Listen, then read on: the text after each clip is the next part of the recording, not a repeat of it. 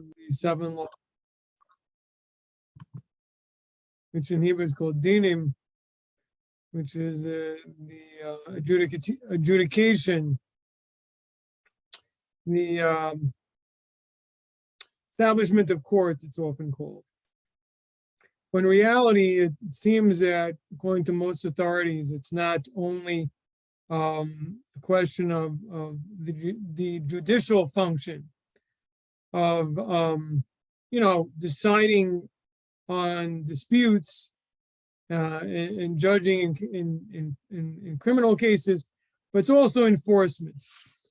You can combine, but in other words, you can combine the police power of the state together with the court function. Many kings had that dual, have those dual powers, and the Noahide law envisions that dual obligation to both objectively rule and also to enforce. So it's both. So I mean, first of all, we see that contrary to what many people might think, Noahide law is not just for an individual. It's not a personal religious experience. It seems it's something national. It's something for the entire society. That's otherwise you're missing this. You can just take this last one off. I mean, it doesn't even apply. If you look at the 7 laws, it's something it's a decision. It's just something I do. So then what is this law saying you have to establish courts? Clearly, that's not the case. Clearly, what's envisioned is a community, a society, and that they have to act as such. They have to act together. They have to come together and behave as a community and society, which means, having board meetings, so to speak, getting together a council, right? And deciding who's going to judge. How are we going to regulate ourselves? How are we going to make sure people behave properly? How are we going to ensure that people uphold minimal moral standards? How do we make sure that our community is sensitive to, God's law? How do we make sure that happens? So obviously you also have this in the home, but it's not in a technical sense, the law, but the point is a person within their own family and within their own sphere of influence, so to speak, whether it's with friends, children, grandchildren, they have an obligation. I think it's implied from this rule that we have an obligation to influence those around us and try to, quote, enforce. You can enforce by force. You could also enforce by persuasion. So to try to get others also to get on board as much as possible. And that would mean, even if it's in a more limited way, without getting into theological discussions, but at least at the very least, that God wants us to behave morally. There's one God. He wants us to behave in a moral fashion. And, you can't worship other gods. You can't murder. You can't steal. Shouldn't blaspheme. Shouldn't commit adultery. So I think that's all. That's all of them besides courts, right? I think I got them all. And of course, protection of nature, which is not eating the flesh of a living animal. So that's the other one also to explain to people. Okay. So, actually in our book, it goes through this in a really nicely, and it gets into some of the discussions that we've had up until now. But I know how everybody really likes us to bring in scriptural allusions or passages that relate to these laws. And the things that come to mind immediately is some of the stories we've had in the last few parshas, in the last few chapters that that we read recently, in recent readings. For example, last week was the story of Pinchas, in which he took the law into his own hands. So that's an interesting discussion. Is that permitted under Noahide law? Is that something that's approved or not approved? So that's an interesting question. And particularly, Interesting, in that case, you have a situation in which the ultimate leaders were not taking action, where it says Moses and Aaron, they fell on their face. And so that's one thing. And the week before, we have this story about Bilam, who was a prophet for the nations. So it also reflects, well, it's not the same, obviously, but it has something to do, and Balak also, a non-Jewish king, something to do about non-Jewish leadership and how that plays a role and whatever responsibilities they have. And also the relationship of the nation to the actions of their kings or their government and things like that. And that continues to play out in this week's parsha, as the Midianites are punished for their participation and their in facilitating that the children of Israel should sin with Baal Peor, and that they sent their women to seduce Jewish men to fall victim to this. And now, in this week's reading, Moses sends an army to take vengeance or justice, as it might be translated, against them.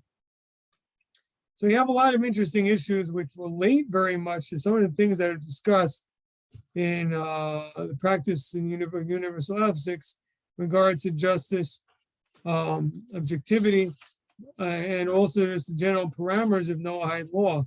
So first of all, there is a dispute whether or not, and we've discussed this on previous occasions too, whether or not Jewish procedural law, or I should really say biblical and Torah procedural court law, applies to Noahide law or not. According to the baseline approach, the answer is no. I may have mentioned this before. According to the baseline, no, that's something that is okay for the nations to develop on their own. So even though the nations are not to create their own religion, but if it's the proper process and procedure, the methods, how to go about enforcing Noahide law and adjudicating, meaning deciding who's guilty and how people should be compensated for civil wrongs in Noahide law, that is fine for the Noahide communities on their own to develop. Okay, so that's very interesting and worth noting.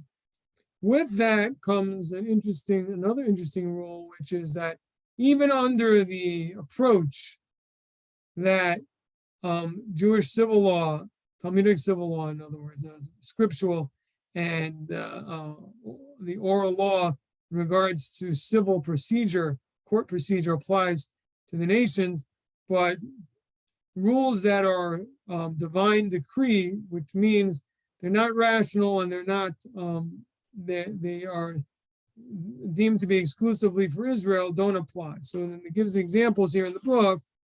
What we're referring to is how many judges are needed, and rules about what kind of witnesses are required, and also the pre-punishment or the pre-crime warning is not required.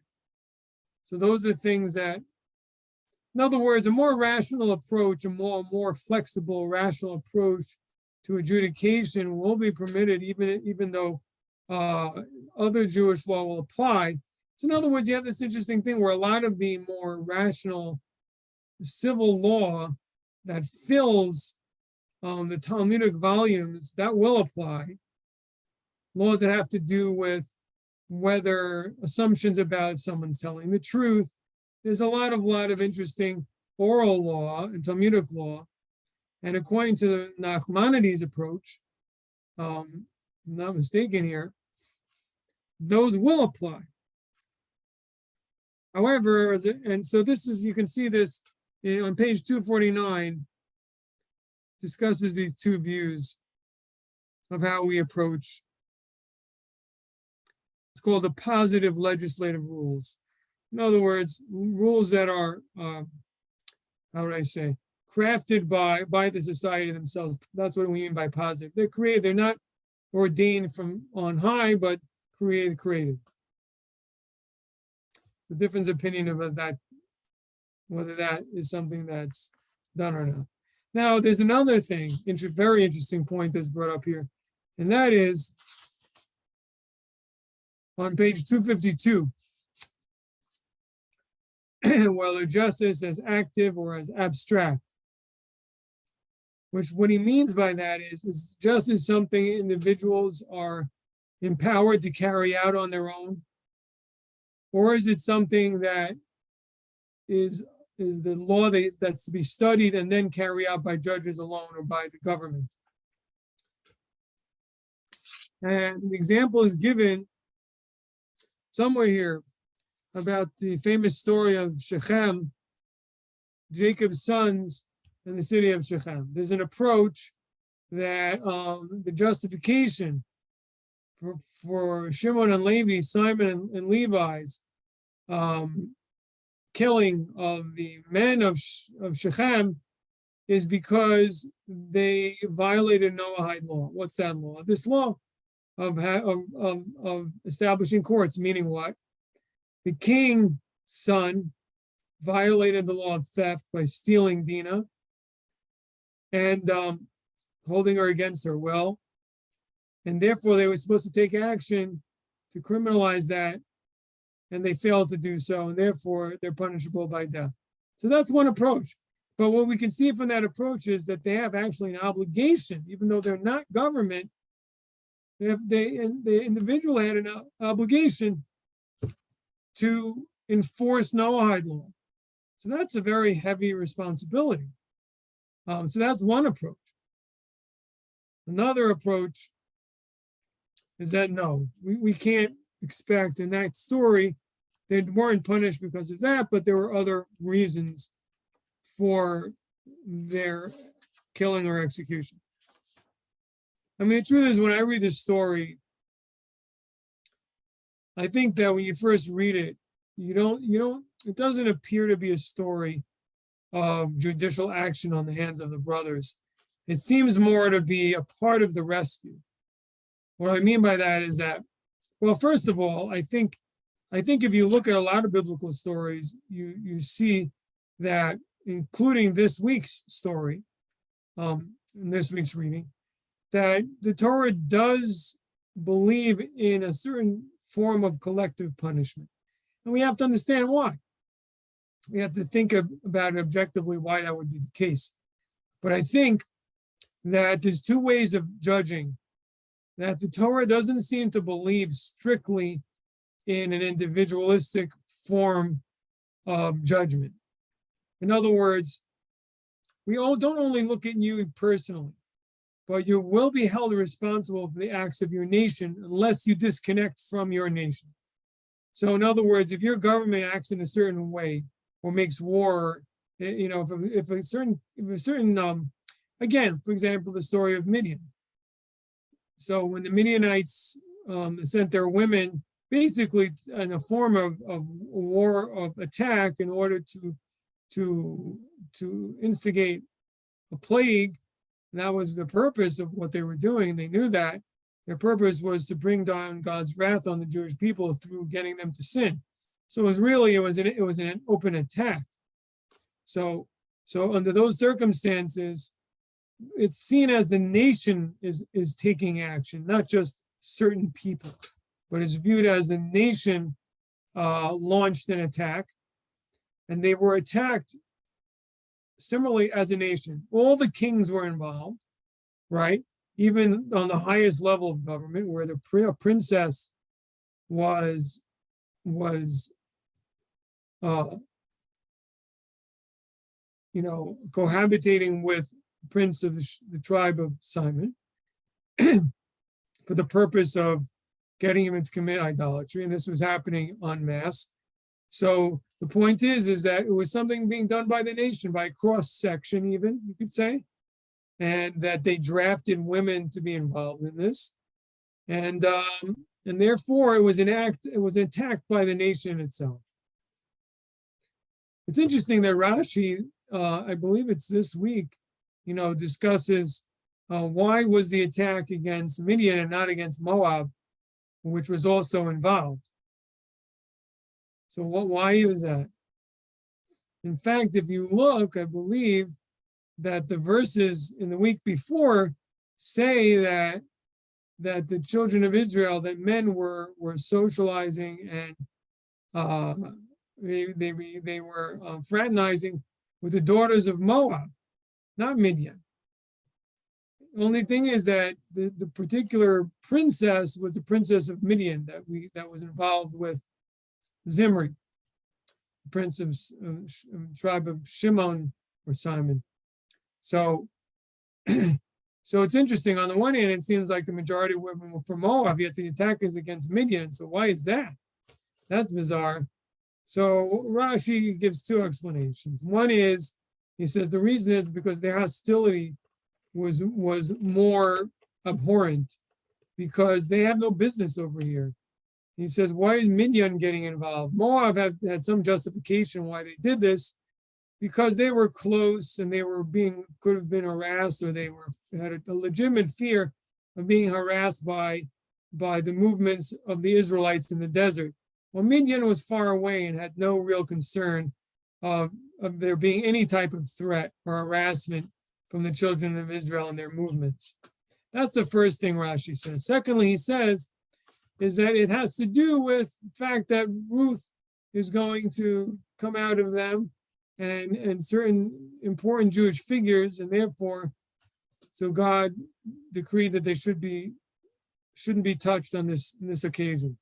So in other words, it is really, in terms of a rational approach, they should have been, but because of future reasons and merits, so God didn't decree that they should be attacked in this occasion.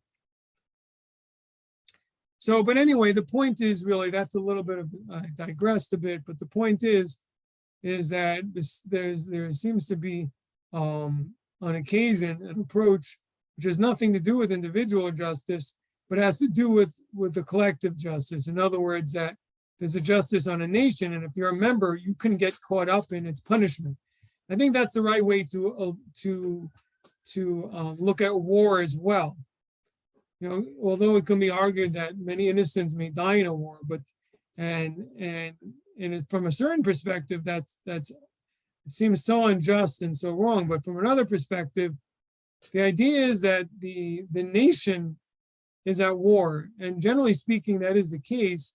Is that in a war, for example, everyone is mobilized in most, to assist, whether it's to provide food, to provide money and taxes, to provide shelter for the soldiers, to provide, the actual people involved in the fighting, obviously. So the whole nation is involved, and the whole nation, it's a war between nations. And from that perspective, that the fact that the attack would be an attack even on what's otherwise be dim civilians, is from a certain perspective understandable, although still difficult for us to wrap our heads around. So I guess what I'm arguing is in the case of Shimon and Levi, of Simon and Levi, it was similarly it was more of an attack than the meting out of some kind of justice on them as individuals. I'd also like to add something else, that I think that the reason for the attack may have been just as a preemptive act of protection. In other words, it was something necessary in order to effectively save their sister.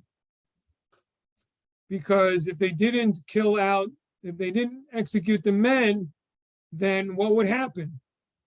Even if first of all, in his attempt to save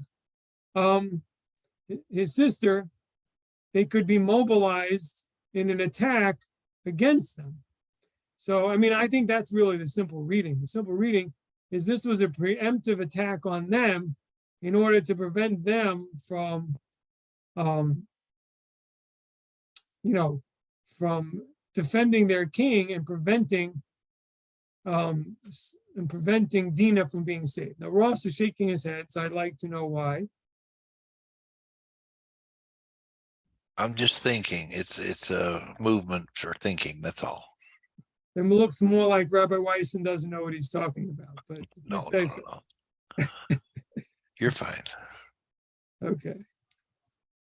So, here we have, and now it actually is brought here, and I have to look into further that those commentaries that say that the occupants, the residents or citizens of Shechem were killed by Shimon and Levi, not due to their own personal crimes, have other explanations.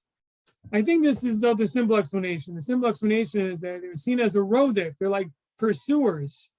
In other words, the assumption has to be made that they'll come to their king and their prince's aid. That's a normal way that in those days that kingdoms behaved, that the kings represented the people. They were seen as an embodiment of the entire nation. And if they were attacked, then their people would stand up and assist. And in order to preempt them from doing so, they killed all the males who in those days were considered the arms-bearing members of the society, while women were not. Again, it's a different world in which, if you sometimes you may read some of the, historically, I remember reading about knights in armor. I don't know the exact numbers, but just how heavy the armor was, and how heavy the arms were, extremely heavy. And so, in natural situations, women didn't. You had to be very strong in order to wage war and use these heavy iron weapons in an effective manner. And generally speaking, although again, not always. Obviously, we know the stories in which women use these weapons also in the Bible itself. So it's not an absolute rule, but generally speaking, that's the case. Okay. So, and that's exactly why here we see in this week's reading that the women were also punished because they were actually used different methods and were also, because the method of seduction was being used as a weapon, women were also seen as dangerous and also needed to be punished, as Moses explains to the soldiers on their return, that women who are of physical maturity also had to be put to the sword. Also very hard to, a little bit bitter and hard for us in nowadays to understand, but I think the way we know, the most simple reading is that they were, either they actually committed the harms, or that they were a threat, that they were potentially could go about doing the same thing that their nation once did again. And the idea was to eradicate the threat and the harm that they might bring to the children of Israel. Anyways, I'm getting a little bit far afield, but simply wanted to bring out the distinction and also the important point about how a Noahide law can function in a nation also. And just wanted to make the distinction between adjudication of Noahide law and in a war situation or in a situation which involves a pursuer, which may be different, but is also would be included in Noahide law. Okay.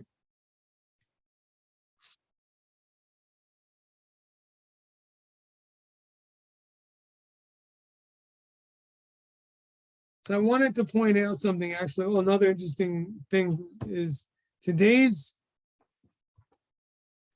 in today's prayers, we recited a psalm that's directly on point with our subject for today. It's the psalm read on Tuesday. And it says there, a psalm of Asaph, God stands in the divine assembly. In the midst of judges shall he judge. It's talking about judging, right? And it says, until when will you judge lawlessly and favor the presence of the wicked? Selah. Judge the needy and the orphan, vindicate the poor and impoverished. Rescue the needy and destitute, from the hand of the wicked deliver them.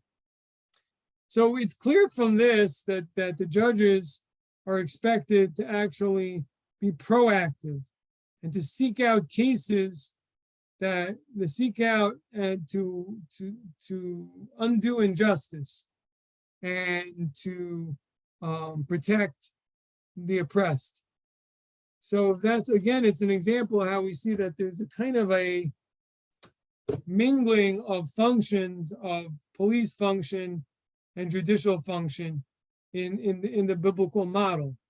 Because to be proactive would mean, usually the way our courts work is you bring a claim to them, you bring a case to them, and they decide it. They're very they're not proactive. I'm looking for the proper word for that. But they're passive. They sit and wait. Unless you bring something to them, they don't do anything. In fact, you know, according to our Western law, even when it comes to your arguments, the judges don't do anything that they really hardly make argument that the lawyer doesn't suggest. So they're extremely passive. Even though there's all the talk about active courts and so on and so forth, I understand that. But in reality, in terms of other societies that existed in the past, and evidently biblically, the paradigm of a judge could act in a way in which proactively sought to police and seemed like, in other words, the district attorney and the judge were the one and the same. I don't mean it was the same person, but the same body. In which maybe a judge would say, you know, this, I want you to investigate, there's something's come to my attention. I want you to investigate such and such and bring this case before. Or, you know, if for example, if a witness came to the court and said such and such is going on, that the judges would send messengers to investigate and bring the parties to the court and to mete out justice in a particular situation, whatever it might be. So, I mean, yes, in a certain sense, it's similar to today. But it seems like the verses, I think, are certainly, I think, would be requiring a lot more of a liberal system. What I mean by that is, as everybody knows, our system really hardly works without lawyers. The procedure is so complicated, the average person can't navigate it by themselves. They need help. And it seems like that's not what the verses want. They want a person to be able to come and seek a remedy, or how should I say, be able to cry out to the court for assistance without having to put in specific papers and know exactly how and what to say and so on and so forth, but to be able to appear and in simple words of a layman, be able to say this and this happened to me, and that the court should craft it for the person. That's what I believe. I think that's the meaning. I mean, because otherwise you're not going to satisfy these requirements properly of seeking out, judging and vindicating the poor and the impoverished. If you're going to sit in your halls and wait for people to come to you, have enough education to communicate what it is that they need. So clearly, that's not the case, that people would come and the judges, based on simple English, simple or not, well, it wasn't English, Aramaic, whatever the language they were speaking, or Hebrew, would just say this and this happened, this and this was done, and I need justice. And the judges would craft it properly and consider, well, according to this, what is the law and what should be applied? And they didn't expect that, again, that's the difference today, that the law courts are very passive. Courts are very passive. So if you want to come to court, you can't just say this happened to me. The judge wants to know, what is your legal claim? And he's going to ask for, common law words and things, and the people don't know. But there's no such requirement. And I guess what I'm arguing for is that under no law, high law, there shouldn't be such a thing either. It's just too complicated. Of course, that would create a situation in which you need a lot more judges than we have today, and it would be extremely, it might be very expensive based on our current model of paying judges. And the way obviously society works is that people engage in a certain profession and are doing that all the time. It's not part-time, and they need to get paid. But as you see in the Bible, in the Chumash, that there were thousands of judges. If you may recall, from the reading of Jethro, and in Exodus there, talks about there being judges for every 10,000s, for judges for the thousands, judges for the hundreds. That means for every 100 people, there was a judge. There was somebody that could come to arbit a claim. I mean, that's pretty incredible. It doesn't seem like, well, obviously in the desert, they didn't have to pay anybody, I guess, although why not? People maybe wanted compensation. It's also notable, it's also notable to know that Maimonides is very against paying. Well, certainly judges shouldn't be paid by the litigants. If they're paid a salary, it has to come from public coffers, not by the litigants. I think that's kind of obvious, but that's important, that they shouldn't, and there's even an approach maybe they shouldn't be paid at all. It should be voluntary. Shouldn't get paid. Anyhow, so these are some things to consider about this. So, Yes. sure, Briefly, please. okay, on the Jethro model, if you will, what he's suggesting is that these judges over 1,000, 10,000, hundreds, 50s, what he's suggesting is that the population as a whole should know the law, and we're all intermingled at whatever level the law should be known. And you can have a Supreme Court, if you will, over thousands, and then the lower courts are local. So if a local issue becomes too difficult, and it expands up, which is exactly what he expressed. If it becomes so difficult that it can't be solved at these levels, then it comes to you as a last matter. Right. But what he's expressing also is that not only should everyone know the law, but everyone should teach the law. It becomes your responsibility to teach your children, if you will, so that they grow up in a society where they're aware of it. And it's just, it's common. It's like you said, it's the communal common law. Everybody knows it. Yeah. And it yeah. becomes the norm rather than the exception. Right. I think that's Right. what Jethro was trying to point his finger at. I mean, I think that we certainly see from the biblical story, and also that, yeah, everyone was taught, right? I mean, again and again, God speaks to Moses to tell the children of Israel, which clearly the implication is, and it's not really an implication, it's literally a positive statement, that you should teach the masses, tell them, everyone, teach them this law. Everyone needs to be taught. And that's also obviously a tremendous difference between the way our society works today and what's envisioned, what took place in the desert under Moses. Now, although in a certain sense, the distinction is that much of, although maybe not all of Noahide law, should be things that should be so clear and taboo that everybody should know it. But again, that's if you live in a society that these things were taught, people learn them at home, and it's just the basic morals of that community, then there's no need to study it in school per se. But again, this will also depend on the first view or second view.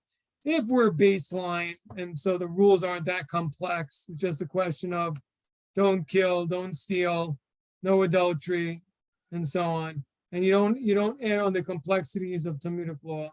So you might argue that there's no need in school necessarily to have advanced studies of this. But even that, you could argue with that. But yeah, but according to the second approach, in which a Noahide community adopts or needs to adopt much of Jewish oral law and Talmudic law, that would need to be continuing education in school. I mean, I'm just telling you what seems rational. So basically what I'm saying to you, Ross, is that I think the first aspect of education is something that Moses was already doing. But the aspect of judging has a lot to do with disputes and differences of opinion or the need for a more authoritative opinion. And so you have this idea of like for every 50 people, there was a rabbi. It's like the rabbi of a small synagogue, so to speak. Every 50 people, they had someone who they saw as maybe more learned, and who could judge. And then and so on with the greater groups and greater groups. Today we have, I mean, I work in the system, so I can talk a little bit about it, is that, you know, we have very few judges in relation to the number of the population, very, very few. Very different than the situations that were envisioned long ago. I guess part of the reason maybe is that, you know, I think maybe societies that were self-governing had to be more orderly. I don't know. Something to think about. But I mean, obviously, even primitive tribes of small groups had tribunals, had councils, they had the elders made decisions and so on. I don't know in every situation, but I would think in cases of disputes that they would go to the elders and they'd make decisions. That's not even under Noahide law. That's just simple human history. So interestingly enough, we really don't have a lot of that today, meaning that, you know, I mean, certainly in our civil court, I work in the civil courts, and there are thousands and thousands of cases that are heard by judges. That's why it takes so long. It takes such a long time because your case is being heard with, you know, 100 other people every single day. There are 100 people on the list, right? So something like that, 50 people on the list every day. So, and that's only the people who have lawyers or have the ability. What about everybody else who has questions? You know, I guess it's also the difference if people were looking at life as something in which, you know, there are rules in it from God that we need to follow and we need to seek counsel, or we want to quote live quote free and really just want to do as we see fit, and we don't want a council or an authority telling us what to do. So again, that has to do, as like Ross said, how we're brought up in our home, in our family, in our smaller community, and how we look at the way we should live. And it starts way at the beginning, how a person is brought up in their house, the way their children behave, and everything they start soaking up from their siblings, and small children in school, and so on and so forth, the people all around, and messages they get from society around them. So, yeah, I mean, that's really a point we've spoken about many times about the idea of education and how that's related to this implementing and instituting courts of justice and how they're related. Now,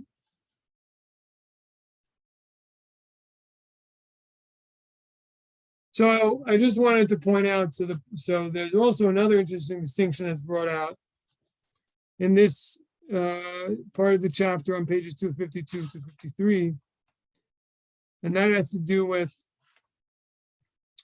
the fact that, generally speaking, the first approach in which an individual as a witness can immediately be a police and enforce a law is certainly more applicable in a society where we have a reversion to natural law, where, in other words, there is no government or functioning police force that has been delegated to take over for the individuals to make sure that society, that justice is being done. So when we don't, so in other words, in situations where we don't have, where there's a collapse of government, then you have a situation really, again, that reverts to the people to try to, I guess, to set up one. And it may bring about a situation in which you have vigilante type situations in which individuals will need to take matters into their own hands. I think that's the case of Phineas, right? Case of Pinchas, that's what I see that paradigm. You see that the leaders are failing to act. For whatever reason, Moses and Aaron don't take action. And there's a bit of pandemonium going on in which things are getting out of hand.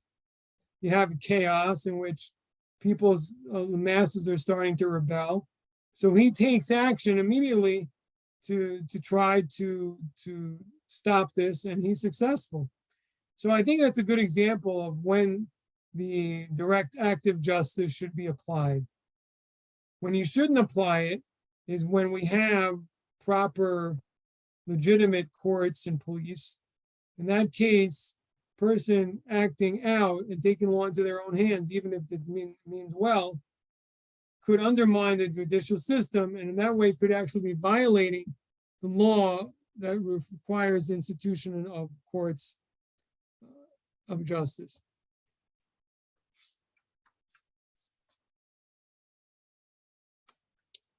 So goes on to discuss,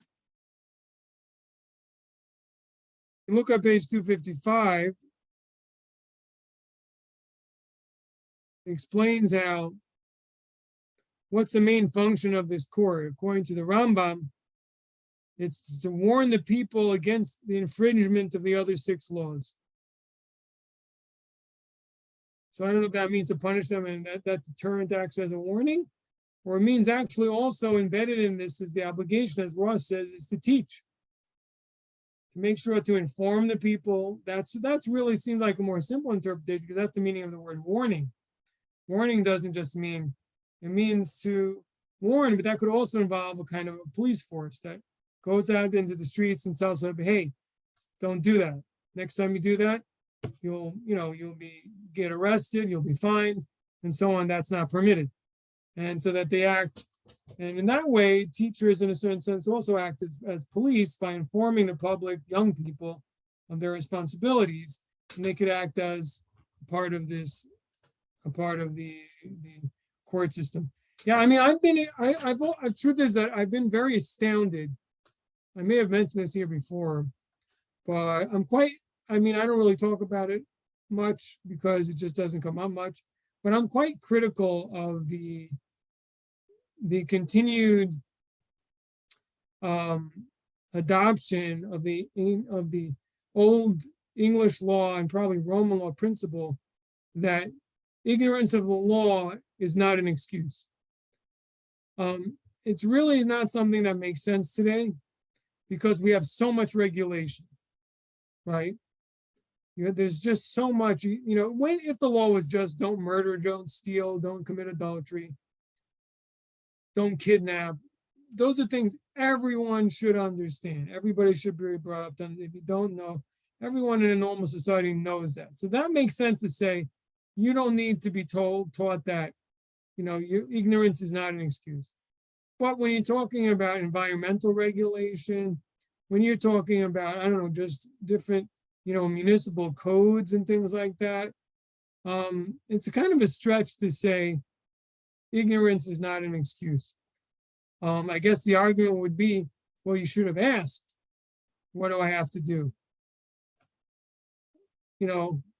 I guess that might be the point, but I think it should still be some type of a factor in terms of limiting a person's exposure to penalty, the fact that they don't know something. That's not common sense. If it's common sense, then yeah, ignorance shouldn't be an excuse. But if it isn't common sense, then, and the same would apply to, it seems like we have this actually earlier, that generally speaking, Noahide law, ignorance is not an excuse. However, we said in nowadays in which people really are ignorant about it because it's been so lost, that ignorance may be an excuse. So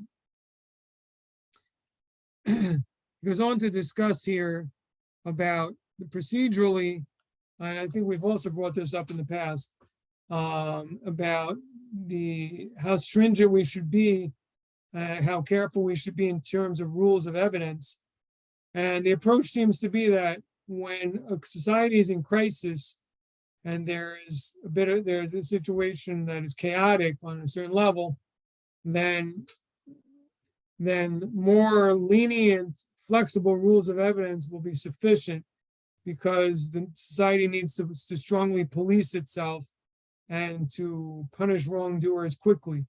In other words, what that basically means from a legal perspective is that at that time, the society accepts the risks of possibly unjustly punishing someone in the interest of creating law and order in the overall society, even though that might occasionally mean someone innocent might get punished. But overall, it's in the interest of the whole society to act in that fashion anyway. As people become, as law and order has been established, and the majority of people are law abiding, then we can be more strict in terms of the rules of evidence, because then we can weigh against it and say it's more important that, you know, we not punish an innocent than, even if that means that there will be guilty parties that go free. And that's the current approach in our system, particularly in criminal law, like in murder and things like that, is the approach is we need to, right, beyond a reasonable doubt, we have to prove guilt beyond a reasonable doubt, which is a high bar, because the judicial interest is that we'd rather have some guilty go free than punish the innocent. And that's the basic policy that's involved there. And that applies to these cases also.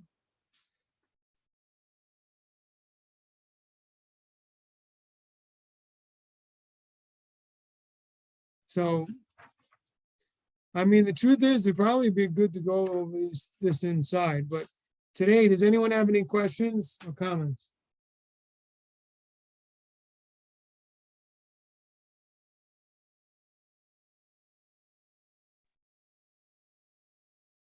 Yes, Rabbi, this is Nancy.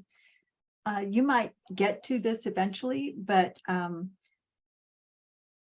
so we would apply this in our daily life by how we vote. If we would vote for a candidate or a position, a person for a position, we might have a checklist of items that would help us to guide our preferences for voting. Is that how we would? I would agree with that, right? Because Yeah. you're not suggesting that we would set up our own court system. We would just deal with the court system we have now, but vote for people who are like-minded. Well, yeah, I mean, obviously we have to be realistic, and also have to realize, I guess, the values of the present system also. Obviously, the Noahide movement, as it's currently comprised of some thousands, obviously, no, I'm not saying you should set up your own courts. You know, if Noahides want to build a city somewhere, a city on a hill, make their own rules, that's you know, that's okay. I have no problem with it. But as things stand, no, yeah, you're correct. That's the right approach. But I think also it's a matter of persuasion, and with that comes the issue of what about protests? What about other political actions? You know, I don't know if that includes lobbying or other things that could play a role in influencing. But again, it also has to do with, you know, how do we influence culture so that we then have more people on our side voting our way, you know, and would that come under an offshoot of this? Again, it was connected to what we talked about, education, you know, and how, what is a person's responsibility? It comes to the thing I said in the beginning, it has to do with your sphere of influence and what you can do. But, no, yeah, I think that, again, it has to do with the maturity and the state of the Noahide community. I think right now it's still really developing and maybe, you know, needs to strengthen itself from within first before it seeks to impose or influence on the outside. That might be an approach. Some might say maybe maybe the Lubavitcher Rebbe might disagree with that in terms of, he always seemed to be of the opinion that we should simultaneously try to strengthen ourselves and reach out on the outside. And it's never too early. That seemed to be his approach. So maybe not. But so to put up the big ad I've spoken about in the past, which says, like, one God, one faith, one spouse or something, one family or something like that. Was that be part of this? I mean, I would think so. I think it's a question of how to carry things out. How do we bring all these wonderful ideas in a practical standpoint to actually implement and actually move things forward in this world? And that takes unique people. It takes the right people and takes working together. Some people are more cerebral. Some people are more hands-on and they know how to create projects and plans and carry things out. So that's why having councils and getting together and getting people on the right page, and hopefully not arguing, bickering is a good, it's just so hard, because it's always, two Jews, three opinions. I mean, I don't think it's only Jews. I think it's probably not a lot of other people have this problem too. So, but yeah, I mean, what I'm saying is I think a prerequisite is creating a community and creating a society, which means people coming together as a group, which would mean Noahides coming together as a group in order to influence that outside, also influencing themselves and strengthening their own community. Okay. And maybe again, like having their own rabbi or something that could help them and give them counsel as far as how they should act. I think that's absolutely a requirement. I mean, if you look biblically, again, what we see how important it was in biblical times, even before the Torah was given, according to those who understand the Jethro story took place before Sinai, right? Is that they needed judges immediately to figure out how to behave. It wasn't something that like just whatever. No, immediately they needed counsel and they needed elders and they needed judges right away. So I think that it's be a wise thing for there to be that. Just like Jews, we have, a person goes to their rabbi who's an expert and asks questions. And the more pious people ask more questions usually. They ask a lot of questions. And now it's so easy with the internet, to connect or, there's different sites, ask the rabbi. And it really should be something, I think I've suggested this to Rod in the past. There should be some type of a website where Noahides could, he may actually have it already. He has something where you can search for answers that have been given to commonly asked questions. I think it's used. I mean, I haven't gone on the website in a very long time, so I don't know, but I thought there was something like that on there. But nevertheless, it would be good, we call a posek, a halachic arbiter, a halachic authority for no contact and ask questions would be English speaking, since the majority of Noahides speak English, or at least know English, even if they're from overseas. So that's really something I think we can. I'm not a halachic authority, so it's not something really for me. I can I could try and answer basics, but so I think that's important for people to. There should be a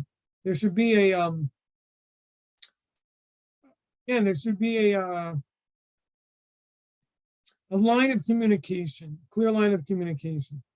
In other words, there should be a procedure in place for Noahide to be able to call, someone to contact, and it shouldn't be something that they have to proactively, dig around for and there's nothing available.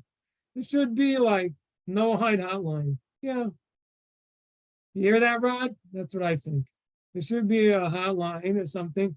There should be somebody, or if not, then the rabbi is in certain times and then people can call on the phone. And maybe it just doesn't exist, I don't know.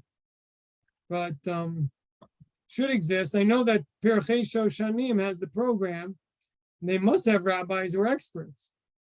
So the question is, or would any of them be available? I also think it would be the requirement of the Noahides as a society to impose a tax if needed to pay for to have an authority available to be available to them. Just a small amount. If you have enough people, it wouldn't be much. Or they So might that was just, Yeah. they might just say, hey, we've got like 30 minutes. We'll all collectively get together and meet in a little room like this, and we'll have a discussion on the particular topic so that we're all on board. And if anybody's got any questions, we can talk to whomever they decide that they want to lead the group. to give out information or pointers. No, I think I like the Jewish model, meaning, first of all, people sometimes have personal questions that they Sure. are not comfortable in a group. Second of all, sometimes the questions come up suddenly, simultaneous, what do you call that? And that- And And there's that no group, time to wait around to get that kind of that kind of thing. And in our day and age, where we have internet and such, at the very least, there should be an ability to send in a question and someone review it or a and get an phone. answer. Yeah, on your phone. I think there should be something like that. And even nicer for Ben Noach, who often does feel alone, that there should be someone who's dedicating themselves to. But again, I think it comes back to the old question. I mean, it costs money because someone will be dedicating their life to that. So, people would have to collect a certain amount. I don't think it would have to well, since there are thousands of people, I don't know if it would have to be much. Probably wouldn't have to be much, maybe just $1 or $2 a month. Should be enough to cover it, right? I mean, I would think, I don't know. But you have to get everybody on board to pay for it. You get 1,000 people and everybody gives a couple of bucks a month, then that should be enough, right? Anyway, something you guys could speak to, I guess, Rod, or speak among yourselves about. And let me say this housekeeping item. I think I'd like to get back into the book more, reading out of the book. It's a lot of details that I haven't gotten into, which you might find interesting. It's more complex, and I don't know, if to some people it may be a more difficult style of study. I'm not going to pretend that I know all of this by heart, but certainly once if we go through it inside in the black and white, then we'll be able to discuss it. I'll be able to explain it. Anybody have an issue with that? If you do, raise your hand right now, please. Let me know. Nancy has an issue. You don't like it, or you saying you do like it? I don't know. I'm Nancy said. thumbs up. Thumbs up means I like. All right, good. Yeah, you got it. You got it. Excellent. She's got the book. She's going through it. It really is. I mean, I'm trying to focus on the practical chapters. There's just so much in here. It's really good. From just around every angle. So, okay. So, but basically, maybe we should start from 252 inside and go through some of this stuff. Okay. We'll come back to it next week. All right. Any other questions or comments on anything at all from anybody out there who like to? I have a question, it's Leslie. I don't come off, and I just remember today. You were talking about people get paid, like the judges and all. Did the people of the Sanhedrin at that time, if they were a part of the Sanhedrin, get paid?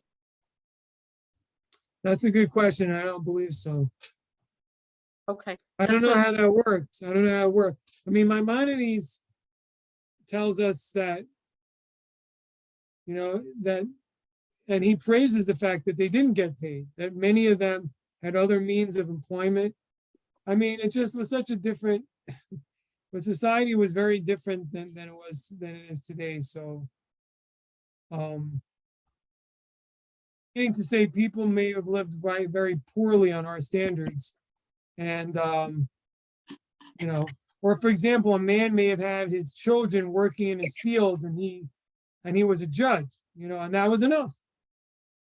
His wife made and female children made clothing and took care of the house, and in other words, it was an agricultural society, and very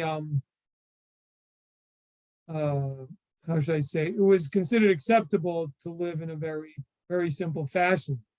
So other commentaries do say that they have no halachic problem with payment. Although there isn't any clear proof that, look, I don't know if there's any proof that the Sanhedrin was paid. I can say this though, in the exile in Babylon, it appears that the exilarch did levy a tax, and he also judged. So the exilarch basically was the seed of David that were the leaders of the Jewish community in Babylonia. So So it could be that, in Babylon, maybe they did have a tax. And maybe, so I don't know. It's something I'll have to look into. Clearly, the Maimonides is very against it. He talks about in the laws of Torah study and Talmud Torah. The commentaries on Maimonides argue with him and say that, we do find that rabbis and so have been paid, but there is a big discussion about it, because according to the simple on this reading of the Talmud, certainly for teaching, you're not allowed to get paid to teach Torah.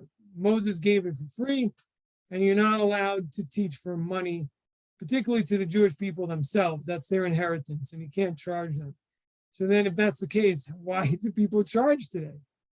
So there's different answers are given. The most established answer is that they're not being paid for the service of teaching. They're being paid kind of for not doing something else. I know that might sound a little funny, but in other words, they're being paid their wages for not being involved in other things, not for the service.